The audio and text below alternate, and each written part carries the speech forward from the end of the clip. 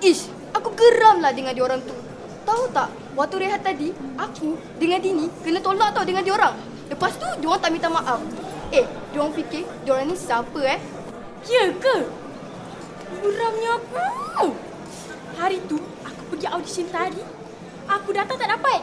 Diorang yang tak datang dapat. Dasar kabel. Yang kat hujung sana tu, korang ingat korang tu menari mantap sangat ke?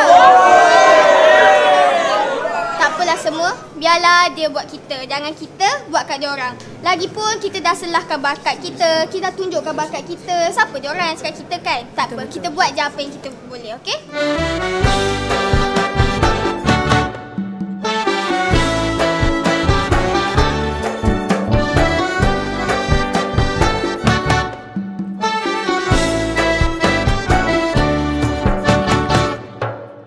Sudah menjadi resah manusia, tak lepas dari silap dan sengketa. Tutur kata yang mengguris jiwa. Buanglah yang tersimpan di dada, sucikan hati, sucikan jiwa. Lupakanlah semua yang dirasa.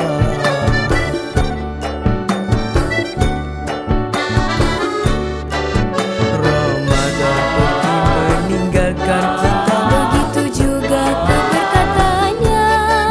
selagi masih ada masa.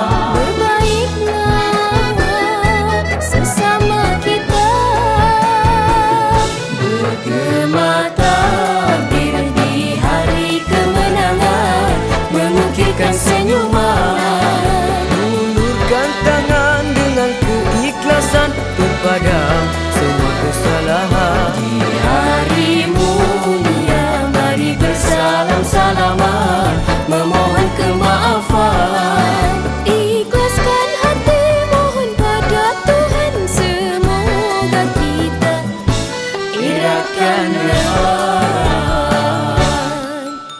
Pak Dudung indah suasana, Pak Dudung kurnia darinya, Pak Dudung lupakan sengketa, riangnya meraihkan hari raya.